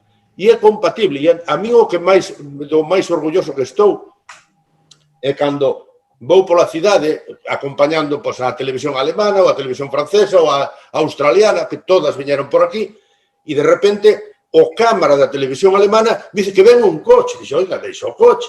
O coche en Pontevedra está amaestrado. Eu digo, son como animaliños, están amaestrados e nin siquiera pitan. E cando pitan, digo, joder, este tipo de onde será da Coruña ou de Vigo, porque aquí os coches non pitan. Non, porque o coche ten que ir a velocidade da persona. Pode ir a todos os sitios, pero non ten que ir a toda leche. E a bicicleta tampouco. Nin o monopatín. Nin o monopatín. O monopatín ten que circular e tú vas... Pero, e se das unha voltiña, porque, claro, se vas nun vehículo, podes dar unha voltiña. Se vas andando, pues debes de poder circular por todos os sitios. E iso se resolve, e os técnicos o saben, por medio de bucles, dar unha voltiña máis. A un coche pode entrar onde lle dé a gana, pero facemoslle dar unhas cuantas voltas. Como lle facemos dar unhas cuantas voltiñas, entón dices que non se pode entrar na ciudad. Se pode entrar cando sabes onde vas. Ahora, se vas a ver se hai ambiente na peregrina, pois vai ser que non. Porque se vamos a poder dar máis voltas con mono. Pero tú, se vas a traballar, se vas ao teu garaxe, vas a poder entrar. Pero non permitimos os tráficos de paso. Se eliminas os tráficos de paso, que volvemos outra vez ao principio, e eliminas os que están buscando aparcamento no centro da cidade, que non o hai, é imposible. O sea, tú, a partir das 9 da mañá, se entran 50.000 coches, ter sitio para 10.000 indacaparques dentro da catedral. Pero máis de 10.000 non tes. Por lo tanto, a que entres se sabes que non hai, a ver se marcha alguén. E entón, eu poño sempre o exemplo daquel tempo, era o 127 amarillo, porque se ve moi ben. 127 amarillo, te sentaba na porta do Concello e pasaba un 127 amarillo cada 10 minutos. Iba dando voltas, marcha. Igual estaba 2 horas dando voltas a buscar un sitio, porque a xente é así, por non meter o coche no garaxe, deixalo e andar un pouco, vai con o 127 amarillo hasta onde le dá. E tamén ten que ver tamén coa clase e co tipo de coche. Tipo de coches. Nosos problemas que tuvemos no centro histórico ao principio era con coches grandes. Porque dice, oiga, se eu teño un coche que me valeu 10 millóns de pesetas daquela e non o podo levar á misa do domingo, para que o comprei? Porque para andar non che fai falta un de 10 millóns, chegacho con 600, ou con 127 amarillo. É un problema tamén de privilexios privados e de individualismo frente ao colectivo. Nós temos que defender o espacio público porque é de todos. Da xente que anda, da que non anda, da que coxea, da que vai na cadeira de rodas, ou dos nenos, ou dos vellos, ou de quen sea. Ou con andador. E non dun señor que, como tiene coche, va onde le dá la gana e a la velocidade que le dé la gana. Eso non é posible. Entón, eu estou convencido, o sea, unha das cousas das que o modelo Pontevedra, a conclusión que sacamos é que os coches necesarios para que a cidade funcione e funcione ben e sea dinámica e aumente a población, os coches necesarios para que a cidade funcione son moitos menos dos que pensamos e son perfectamente compatibles cunha cidade de alta calidad urbana donde o espacio o manexan, onde os nenos poden ir andando ao cole perfectamente, onde os velliños poden salir á rúa, onde os nenos xogan na rúa, etc. E iso está demostrado en Pontevedra. Iso é quizá a grandeza do modelo de Pontevedra, con toda a humildade do mundo, que demostramos que a cidade crece, que a cidade é atractiva, que a cidade crece ademais no centro. Ora non sei se dará tempo de falar da suburbanización. A suburbanización é un problema gordísimo. Hai que apostar por cidades compactas de multiservicios e que son cidades que che resolven o problema, non? Bueno, a configuración da cidade de Lugo e a de Pontevedra son diferentes. Lugo ten unha cidade máis lineal, ten moitas parroquias, o transporte público, a verdade que é necesario. pero como se poden, Rubén, mellorar as liñas sin aumentar o custe para o Concello, para as arcas municipais? Ben, de feito agora, pois, temos xa un novo deseño de liñas de bus urbano que vai entrar en breves. De feito, o que o traballo do deseño, o que o traballo, ademais, foi consensuado co resto de grupos políticos, pois está xa feito dende hai meses, está rematándose o que é a xestión administrativa, non? Do procedimento que se poida instalar. Unha cidade como Lugo, Pontevedra, efectivamente ten a vantaxe de que é unha cidade pois moi cuadrada, non, na súa superficie. Lugo ten unha forma totalmente diferente, porque o que é o seu tecido urbano propiamente dito, pois de norte a sur, ten máis de 5 km, algo máis de 5 km, e de leste a oeste ten 1,5 km, pero ademais de leste a oeste dase o tema de que hai bastantes pendientes, non? Igual que de norte a sur, sobre todo dende que estamos na Fonte do Rei, ata prácticamente Garabolos, hai un eixo bastante chao, un casco histórico pois bastante chao. Cando vamos polo leste-oeste, ven baixando cara a Fontiñas, ven baixando pois o que poida ser zona Ceña de Olga ou barrio da Ponte, pois claro, aí sí que se dan outras situacións. Ademais de que Lugo pois é o concello do país con máis parroquias, ten 54 parroquias rurais, non? De feito, chegou a ter 58, pero 4 xa están absorbidas pola propia cidade. Entón, iso pois, crea un problema, porque 54 parroquias, 310 núcleos rurais, non se dá chegado a todos lados. Non se dá chegado a todos lados porque é imposible.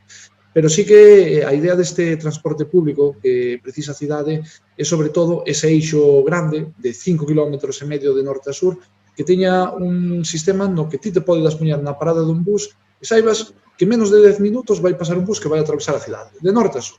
Entón, iso, aínda que non controles moi ben os buses, eu, veciño que viva, pois non sei, por exemplo, na rúa San Roque, que poida baixar e digo, pois mira, teño que ir cara a Milagrosa, poñome na parada, non controlo moitos buses, pero sei que menos de 10 minutos me vai pasar un.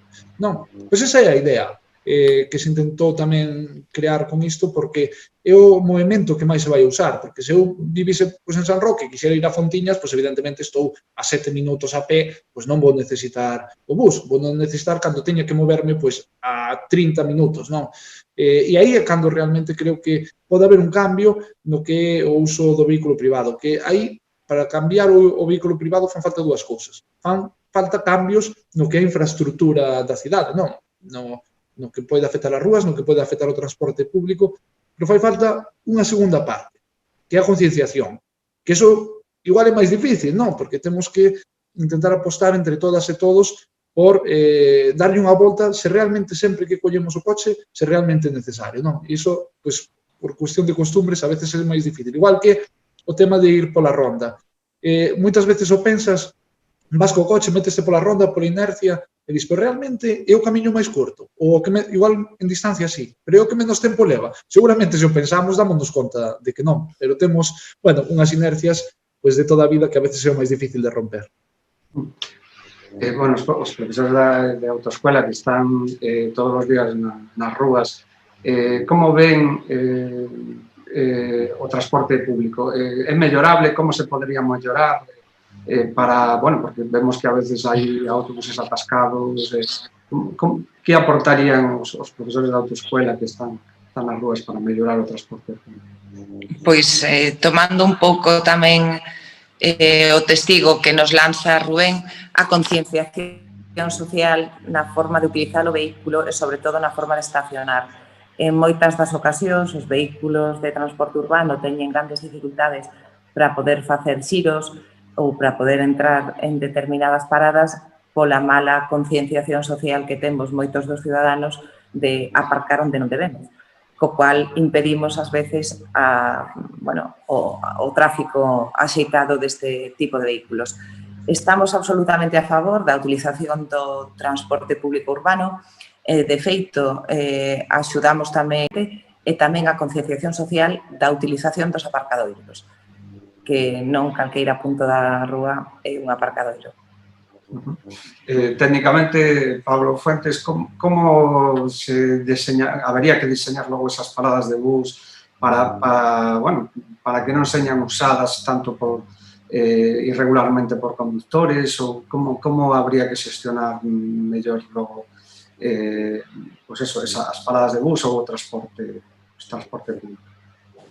Bueno, partindo da base que o primeiro sería, tal e como acaban de sinalar, a concienciación cívica, non? E non ter que buscar a maneira da vixiancia. Está claro que houbo tempos nos últimos anos que se intensificou unha das prioridades que tiña a Policía Local na hora da vixianza, un pouco da circulación, digamos, as patrullas que se dedicaban á mobilidade eran precisamente as cargas e descargas e as paradas dos buses basicamente pola disfuncionalidade no propio transporte público. Hai unha cuestión que, de feito, coas novas líneas que non se indicou, pero que eu creo que é fundamental. O novo sistema de transporte, cando se fixo o estudio, se presentou, falábase de que hai no cabo do día uns 4.000 desplazamentos que se están realizando en vehículo particular ou en outro modo e que serían susceptibles de ser acollidos, o sea, 2.000 de ida e 2.000 de volta, acollidos polo transporte público e que neste momento non estaban, digamos, non estaban abarcados ou acaparados por este modo de transporte basicamente por un problema de frecuencias. Non tanto no percorrido de ida, sino na cuestión relativa ao percorrido de retorno. É dicir, o usuario non ten claro no momento en que vai a finalizar a súa xestión ou a hora que vai a sair de traballar ou a finalidade que teña ese viaxe e decide que se a frecuencia, como temos neste momento da maior parte das líneas, é dunha hora, claro, se eu perdo o autobús e teño que esperar o seguinte, é un tempo que teño aí de espera moi grande. Entonces, ante esa alternativa, pues moita xente se decanta xa pola opción do vehículo particular ou outra opción porque non considera viable para a súa funcionalidade, o seu uso diario, o transporte público por esa incertidumbre no itinerario, no percorrido de retorno. Por outra banda, temos en Lugo, e iso é unha cuestión xa de hábitos ou de... estamos afeitos a ter as paradas moi preto unhas de outras. Ese é outro dos problemas que temos de funcionalidade, é dicir, a velocidade de servicio que ten o transporte está moi penalizada polo elevado número de paradas. É dicir, estamos afeitos, os cidadáns de Lugo, a que as paradas teñen que estar moi próximas. Eu creo que aí un dos exercicios que tamén se plasmará é a posibilidade de ir pouco a pouco introducindo conceptos aos que non estamos afeitos, como é o tema dos transbordos, o tema de que haxa un maior distanciamento entre paradas de buses, o cal facilitará o control por parte da policía dese uso indebido e, nós, desde o punto de vista técnico no diseño, que era un pouco que me preguntabas, temos certas dificultades porque moitas desas paradas, de feito, hai rúas na cidade nas que non teñen ni sequera dársena, é dicir, a propia parada se materializa no propio carril e o autobús cando chega ten que parar sobre o carril porque non hai nin dársena nin espacio. Co cual, ese caso sería, digamos, o extremo, pero nos outros casos a realidade é que é moi difícil preservar un espacio e evitar que se ocupe, vamos a decir, indebidamente, inda que seña unha parada de 5 minutos. Eu, cando decido determe nunha parada dun bus, non sei se o autobús vai tardar 5, 10 ou 15 minutos en chegar, e, ainda que seña un minuto, pode ser que eu, no momento no que estou, este invadindo un espacio que precisará o transporte público no instante seguinte, non? Entón, desde o punto de vista de diseño é moi complicado garantizar ou buscar unha forma de facelo que garantice esa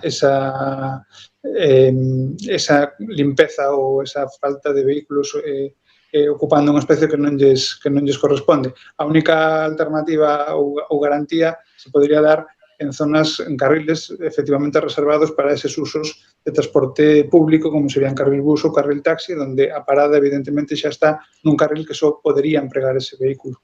Pero, nós tampouco polo ancho das rúas deberíamos optar ou reducir uso de vehículo privado a favor do vehículo de transporte público sobre a infraestructura que temos, porque non temos moita capacidade de xenerar, é dicir, xa é difícil a tarefa de facer carriles bici, pois tanto máis un carril bus que evidentemente as necesidades de espazo son moito maiores. Creo que hai colectivos de ciclistas que piden tamén, neste caso a pregunta é para Pablo Veiga, que piden que se poida utilizar de levar a bici no autobús, ter unhos espacios para levar as bicicletas para facer esa intermodalidade de bicicleta transporte urbano. Que opina desde Masa Crítica desta proposta? Sí, o certo é que os usuarios de bicicleta si reclamamos. O que pasa é que máis ben en interurbano, cando, por exemplo, viaxes en tren, que se poidera levar a bicicleta con máis facilidade da que se pode levar hoxe en día. Bueno, xa se tratou aquí este punto. A ver, Lugo non é Pontevedra, iso é evidente. Xa comentou Rubén, nosotros temos aquí unha área rural, somos un municipio moi grande, de 300 e pico kilómetros cuadrados, e ben, as características orográficas e a propia estrutura da cidade é moi distinta a como é Pontevedra. A pregunta que me faz, se estamos a favor de poder levar a bicicleta no autobús urbano, a ver, é que se unha persoa ven dunha parroquia que está a 10 kilómetros e hai un transporte urbano, ese transporte urbano achégate a ti aquí á cidade, pois claro que estamos a favor de que haxa un espazo onde poideras traer a tua bicicleta no autobús. Porque eu se veño, se desde a Piringalla me desplazo a Augas Férreas, eu vou levar a bicicleta. Eu teño que confesar, non recordo a última vez que montei nun bus urbano. Eu non utilizo o bus urbano. Pero é que se eu vivira, ao mellor, na zona de Ombreiro e quero vir ao centro da cidade, ao mellor as miñas características físicas hoxe permítenme vir en bicicleta, pero igual dentro dunhos anos non me permiten. Entonces, se hai un bus, eu quixera vir, ao mellor teño que traer unha bicicleta plegable máis adaptada ás circunstancias, pero quero vir nun bus á Avenida da Coruña e despois andar en bicicleta pola cidade. Entonces, esas circunstancias sí queremos que se contemple. Bueno, e outro tema que falaba antes o alcalde de Pontevedra, os aparcamentos disuasorios. Bueno, vostede falaba de dous tipos de aparcamento disuasorio e non me acordo exactamente como era o concepto que decía de borde. Son un parche. No, son centro. Como? Os tipos de aparcamentos disuasorios, o modelo de aparcamento disuasorio. Dúas cuestións. Unha, o aparcamento disuasorio, por exemplo, eu estuve en Múnich, hai un aparcamento en Múnich que vale 15 euros deixar o coche ali e logo colles un bus para ir á cidade. Ese é un aparcamento disuasorio. O aparcamento de borde é un aparcamento que está o suficientemente próximo á cidade, non é disuasorio, é para que deixes o coche ali, pero podes acceder á cidade e é gratuito, etc. É un aparcamento de borde. Nós estamos facendo, mañán inauguro, é dicir, visitarei, non hai que inaugurar nada, un aparcamento de 60 vehículos que están nun barrio que é como, pode ser como aparcamento para residentes ou para xente que ven á cidade e vai a esa zona de cidade e logo pode acercarse á cidade. Bueno, hai unha cuestión previa. Pontevedra ten 15 parroquias e 120 km cuadrados e 300 e pico núcleos de población tamén, e temos un problema do rural. Viven 20.000 personas do rural, viven 20.000 personas ou 21 e 65.000 no centro, non? Quero dicir que tamén temos ese problema. De todas maneiras, nós estamos artellando outra cousa que estamos vendo a posibilidade de facer un transporte a demanda. Eu non son partidario que o autobús vai á parroquia da Canicova, que vai a 6 veces ao día, que non traia ninguna sola persona na mitad das veces e levemos un vehículo de 60 plazas pateando por todo o rural, contaminando e gastando un diñeiro que non temos. Estamos artellando un transporte a demanda onde, pola vía que sea, cos taxis probablemente, que ahora poden funcionar como transporte público e cobrar por billete, con unha financiación municipal, e ver como podemos diseñar un uso racional do transporte, pero non ter que levar un autobús para buscar unha persona nunha parroquia que ten 200 habitantes e que maioritariamente non utiliza o transporte público. Son alternativas diferentes, porque ese tema de que temos que chegar co autobús a todos os sitios e o custo de manter ese transporte sea inasumible socialmente. Inasumible. Porque estamos vendo que de repente hai un concello que gasta 17 millóns de financiar o transporte público e dices tú, oiga, 17 millóns que non dedico a outra cousa, Hai que replantear un pouco todo ese tema. É dicir que esa idea de que a xente vai coller o transporte público se aumenta a frecuencia, bueno, iso eu quero velo. Quero ver. E na práctica, cando se ten feito en cidades, hai cidades que teñen transporte público bestial e non están aumentando o número de usuarios tal como se cree que se aumenta. Ese é un tema que hai que discutir con o transporte é absolutamente necesario, imprescindible, pero todos se o transporte, ou se o carril bus, ou se o que sea, ten que ter unha masa crítica necesaria para que funcione. Todo mundo sabe, un metro non funciona se unha cidade non ten 1 millón de habitantes. E un metro lixeiro non funciona se non ten medio millón de habitantes. E un carril bus non se pode poñer a non ser que teña 600 autobuses que pasen polo carril cada 5 minutos. Non pode poñer un carril bus para que pase cada media hora un bus. É imposible. O sea, e o carril bici igual. É dicir, todo ten o seu sentido. Todo ten o seu sentido. E están os estudios feitos. Funciona, claro que funcionan os aparcamentos de borde. E nunha cidade pequena como Pontevedra, ou máis pequena, que debería ser xa unha norma. O que pasa é que seguimos coa idea de poder chegar hasta a farmacia co coche, aparcalo e marchar. E iso era nos anos 60. Nos anos 60 había unha cosa que se chamaba a demanda de uso do vehículo estaba satisfeita. Tú podías ir co coche a todos os sitios. Esa demanda, agora, nas grandes cidades está insatisfeita, nun 90%. A xente non usa o transporte, o vehículo privado, porque non pode satisfacer a súa necesidade de aparcar onde lle dé a gana. Por lo tanto, sitios como París, o uso do transporte urbano, o transporte privado dentro de París da xente que ten coche é dun 10%. Dun 10% nada máis. E nunha cidade como Pontevedra, cando nos preguntan se é fácil nunha cidade grande ou pequena, aquí todo o mundo utilizaba o coche para ir a todos os sitios. E cando dixemos, non, va a ser que aquí non vas a ir co coche porque non podes aparcalo, tens que aparcalo fora ou tens que deixalo no garaxe. Tocamos as narices, para que nos entendamos, ao 90% dos condutores, ou ao 100% dos condutores. Nunha cidade grande non, porque a xente xa sabe que o coche é para ir á playa. E logo vas andando ou en transporte público, non? Quero dicir que eu creo que hai que tomar decisións políticas e é obvio que as rúas e as prazas non son carreteras. As carreteras teñen que ter unha masificación grande porque custan cartos e ten que haber moitos coches. As rúas e plazas son espacios de convivencia e, polo tanto, deben ter os usos necesarios do transporte de vehículos a motor os mínimos posibles. E iso hai que meter na cabeza. E aparcar o coche non é un dereito. Non é un dereito. Eso, e volvemos outra vez a mí. Que eu compro un coche, onde poño o coche? Dixe a mí que me importa. É teu. Eu, como alcalde, non teño a obligación de deixarlle un espacio a todo o mundo que aparque na rúa, porque se me compra 3 coches, teño que darlle 3 espacios. E se me quero aparcar diante da peregrina, canto vale o coche? É que non é así. E o exemplo este que digo sempre, e se compro unha vaca tamén a poño nun espacio público. E se compro un congelador non me cabe na casa, poño na acera. Eso fan os de Hong Kong, ou os chinos non, os de Turquía, que eu vin aí aparcados as cousas nas aceras, que a xente vai pola calzada, porque todas as aceras están ocupadas de expendedores de Coca-Cola, de frutería, de todo o que sea. Non, o espacio público é de todos e, polo tanto, ten que ter usos múltiples para todos. E un vehículo privado ten que buscarse a vida, tens que planificarte. Se queres, pois, usas o transporte público, vas andando, usas a bicicleta, vas andando, pero que non podes entrar co coche onde che dé a gana. E iso é o que está generando unhas cidades que son inhabitables, contaminadas, peligrosas, con accidentes, etc.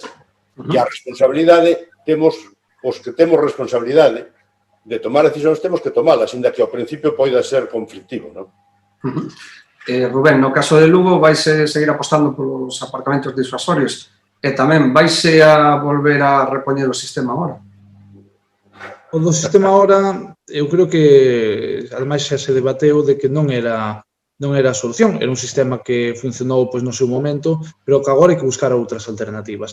E, ademais, a idea dos aparcadoiros disuasorios é a que se ten que levar, que ti teñas aparcadoiros, bueno, o que en Lugo se chamou aparcadoiros disuasorios, que en Pontevedra se chaman de outra maneira, é que ti poidas deixar o vehículo nunha zona e que ti dende aí pois saibas que estás a menos de 10 ou menos de en torno a 10 minutos a pé de onde queres ir.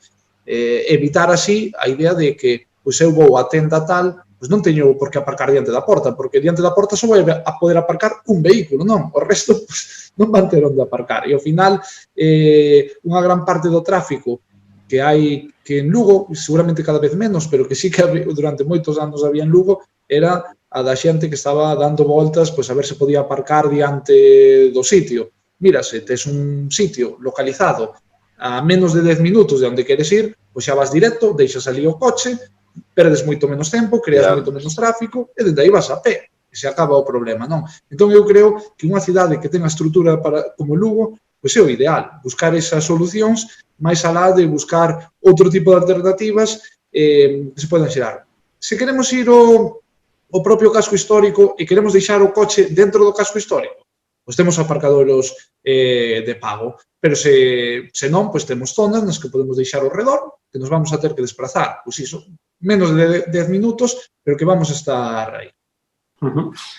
Mónica, como formadora de futuros conductores, cree que se debe de implantar pues, un sistema de aparcamento regulado en Lugo e dar máis posibilidades de aparcamento na cidade? Montanos acaso no programa. En canto que o sistema ahora, como ben decía Rubén, comprobouse a ineficiencia do sistema. De todos os xeitos, sí que é certo que nas zoas colindantes cos colexios, cas escuelas infantís, o feito de dispor, como na cidade de Pontevedra, falan dos aparcamentos borde ou, por exemplo, no Concello de Narón, que tamén recibiu diversos premios de seguridade viaria, fan aparcamentos disuasorios para a utilización deles por parte dos pais cando van deixar os pequenos ao colexio. Entón, tomar algún tipo de medida deste xeito para evitar que nas zonas escolares haxa un certo colapsamento que observamos os que estamos formando a conductores nas zoas dos colexios, nas entradas e saídas, entendemos que podería ser de moi boa aplicación aparcamentos disuasorios para que os pais acompañen os cativos ao cole ou que os pequenos vayan collendo certa autonomía e que se poidan implementar algún tipo de medidas como as que, por exemplo, neste Concello de Narón se tomaron no seu momento en donde os pequenos levan unhas pulseiras, van tendo unha serie de premios por alcanzar determinados obxectivos de pegadas. Entón, isto todo redundaría nunha maior autonomía dos cativos, utilización da vía pública por parte dos pais ou por parte dos fillos dunha maneira máis racional e poder facer tamén esos pasos que tamén son necesarios para unha saúde cardiosaludable, vamos, para unha mellor saúde dos nosos cidadáns. Entendemos que sí, aparcamentos disuasorios, pero especialmente vinculados ás zonas escolares. Pablo Fuentes, técnicamente, bueno, primeiro, como cree que se debe regular o estacionamento nunha cidade como Lugo? Hai espacios de abondo na cidade para crear máis estacionamentos disuasorios?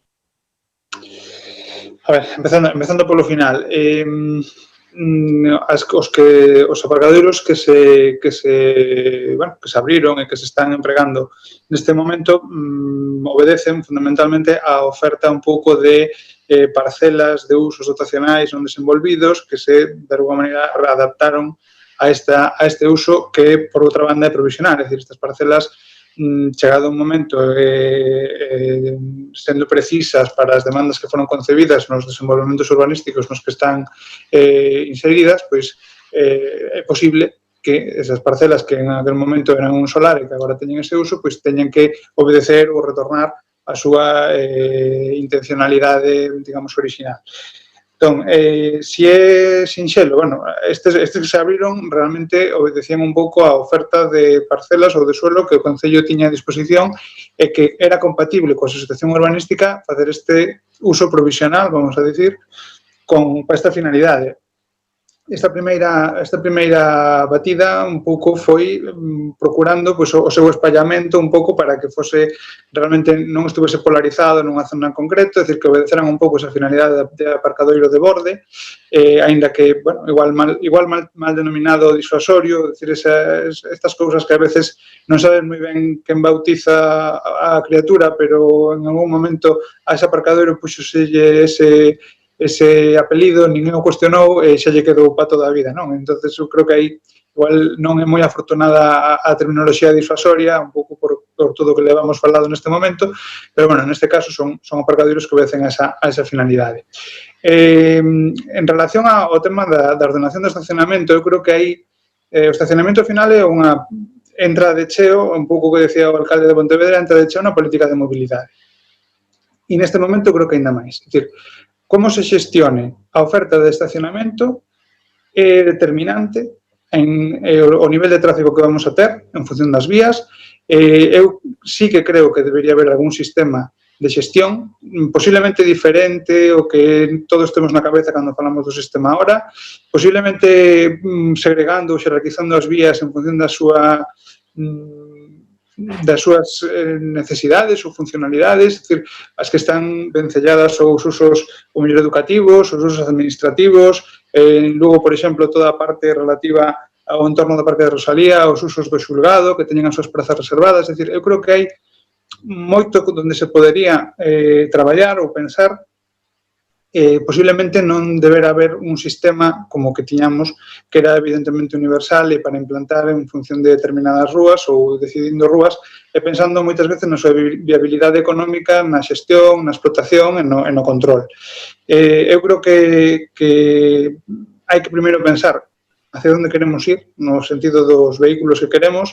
Eu creo que habería que facer un estudio por rúas, seguramente, ou por barrios ou por zonas, e despois, unha vez decidido un pouco cal é o espírito ou a intencionalidade co tráfico privado que queremos darlle, a partir de aí sí que habría que estudiar si é susceptible o aparcamento na vía pública, como coñecemos, con algún sistema de xestión, ou si sería suficiente mellor con estas ofertas que estábamos falando agora de aparcamentos de pago subterráneos, aparcamentos de borde, ou algunha outra alternativa que pudera acontecer. Pero eu creo que, máis que unha política xeralizada ou xeral para toda a cidade, a hora de estacionamento, creo que habería que pensar un pouco na mobilidade por barrios ou por zonas e vincular totalmente o estacionamento a conseguir eses obxectivos que se queren de mobilidade nesas zonas. Pablo Veiga, non sei se ten algo que decir. Non sei se só do estacionamento tamén, se hai suficientes estacionamentos para bicis na cidade, se sería unha demanda facerlle a Rubén Arroxo. Bueno, nos últimos tempos vemos que hai máis sitios onde deixar a bici candada na cidade, pero evidentemente fan falta máis. E nós tamén pediríamos que houbera certa vixilancia, que eses sitios onde nos deixamos as bicicletas que señan, bueno, máis ou menos seguros, non? Porque, bueno, nos últimos tempos tamén vemos que hai unha proliferación de roubos de bicicletas bastante grande. E, bueno, unha demanda que queríamos facer, non aparecen aquí nos puntos que nos pasastes do Progreso. A nos gustaríanos, a mí particularmente como ciclousuario, que se restablecese aquel servicio de aluguer de bicicletas que houve aquí en Lugo pois hai unha década ou algo máis. Naquel momento pois fracasou, pero creemos que sí podería ser viable, que sería un atractivo non só para a xente de Lugo, senón para os visitantes. Existen en moitas outras cidades, están tendo éxito, e consideramos que aquí tamén o podría ter, aínda que da outra vez por as circunstancias que fosen, foi un sistema que fracasou. Bueno, pois esta pregunta podría lanzar ya aos representantes de Pontevedra e Lugo. Alcalde, vostede teñen pensado implantar ese sistema de alquiler de bicis? Sí, non se explica. Xa está. Nós tuvémoslo implantado nunha temporada, creo que sirveu para estimular o uso da bicicleta. O problema que era realmente, dado que a cidade de Pontevedra é unha cidade moi compacta, as distancias son moi pequenas e se utilizaba, digamos, como esparcimento a bicicleta e a xente comprou bicicletas, se multiplicaron o uso das bicicletas e ao final, claro, tiñamos 5 puntos ou 6 puntos de conexión, gastábamos máis en devolver as bicicletas ao punto original, en arreglalas, nos botamos contas e nos salía a 17 euros cada enganche da bicicleta. A 17 euros. Claro, digo, oiga, eso por pouco compras unha bicicleta de segunda man, o que lle salía ao Concello, e decidimos sustituir eso por aparcamentos para bicicletas de uso normal, pero eu creo que probablemente o mellor en Lugo, que ten máis distancia no eixo este de 5 kilómetros, teña sentido poñer 2 ou 3 puntos que funcione. Claro, cando é menos de 1 kilómetro, a bicicleta tampouco funciona, igual que non... O sea, nadie colle unha bicicleta para andar 1 kilómetro. Nin debería coller o coche para andar 1 kilómetro. Eu sí, Bueno, tú sí, pero normalmente, claro, funcionan esas cousas en cidades onde Barcelona, Madrid, cidades que son moi espalladas, etc. Sempre volvemos á mesma.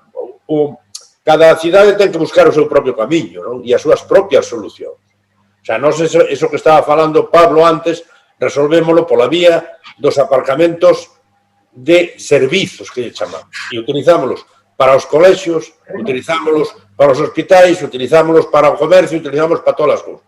Un servizo que non xenera tráfico de éxtasis, que non xenera tráfico de excitación, perdón. Hai 3 anos, un colexio nos pideu utilizar unha plaza como patio de colexio, que ao final conseguímoslo, os alumnos, porque non tiña patio de colexio, e utilizamos unha plaza. E aí nesa plaza, que temos un aparcamento soterrado de 900 plazas, soterrado de 900, para residente e para uso de aluguer, había, eu non sei se 60 ou 70 aparcamentos gratuitos en superficie. En superficie. Bueno, eliminamos esos aparcamentos gratuitos en superficie e puxemos aparcamentos de servizos en toda esa plaza.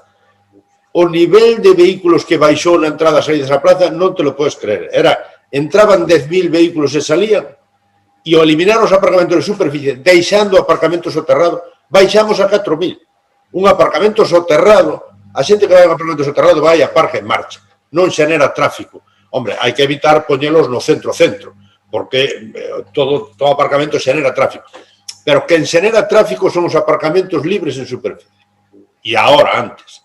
Porque agora poñías 2 horas, logo sacaba o tico, poñías 2 horas, estabas 4 horas, e eso non movía ningún aparcamento. Era un sistema recaudatorio. Pero os aparcamentos soterrados, entón, claro, nós temos, se eu son un ciudadano que vivo nunha parroquia e veño co meu coche particular, que é o que veño, se vou a traballar 8 horas, deixo o coche nun aparcamento soterrado gratuito. Se vou a facer unha xestión que teño que levar un peso, vou a un aparcamento de servicio, temos 600 plazas de aparcamento de servicio no centro da cidade. Deixas a cousa e te marchas, e podes aparcar e hai sitio sempre. Se vou levar ao neno tamén, cerca do colexio. E se vou a ir 2 ou 3 horas a un sitio determinado, porque non sei, porque dudo, vou a un aparcamento soterrado. Tampouco pasa nada por pagar €1,5 ou €2 nunha hora ou 2 horas que estés ali. E esas son as 3 alternativas que hai. Son as 3 alternativas que hai. E funciona perfectamente. Logo, en todo o extrarradio da cidade hai aparcamentos libres en todas as rúas, non? Hai 8.000 ou 9.000 aparcamentos libres. Pero o que funciona son os aparcamentos de servicios, os aparcamentos soterrados, dependendo de a que vayas á cidade e o tempo que vayas a estar. De esas 3 alternativas, non? Bueno, Rubén, xa vamos a ir remandando porque levamos xa bastante, bueno, levamos casi 1 hora e 45 minutos. E, bueno, simplemente, pois, Rubén, responde a pregunta de Pablo Veiga e, bueno, un pouco para rematar, que pues, si tedes algo que añadir. Sí, a verdade, con respecto, ademais, creo que Pablo facía aí un análise que é correcta, non? Cando se puxo a funcionar o servizo de préstamo de bicicletas, se non lembro mal, 2007-2008 aproximadamente, o uso da bicicleta en Lugo non tiña nada que ver co de agora, e a seguridade en Lugo para andar en bicicleta tampouco tiña absolutamente nada que ver co de agora. Eu, por exemplo, comecei a moverme en bicicleta pola cidade aló polo ano 2001, e cando chegaba a Ronda, collía, baixábame da bicicleta e iba pola beira rúa empuxando a bicicleta porque non me atrevía a meterme na Ronda con ela, non? A día de hoxe, pois xa hai anos que me meto sen ningún problema e o respeto é totalmente diferente ao que podía haber daquelas. É posible que agora mesmo fose un momento moito mellor, non? Entón, iso é algo que tamén temos que avaliar e mirar a posibilidade, porque se naquele momento, certamente, pois foi considerado que non funcionou, pois posiblemente agora podría ser unha experiencia nova a probar, porque hai moito máis ciclousuario, hai moita máis seguridade na cidade, que é o máis importante para que se pode usar a bici, e se seguimos con esta tendencia, sobre todo con esta concienciación, pois pode funcionar, sí. Bueno, pois eu creo que foi un debate pois bastante productivo, pois este foro centrado en como debemos de construir as cidades do futuro, máis en concreto a cidade de Pontevedra e a cidade de Lugo, ¿no? Que son as que nos afectan.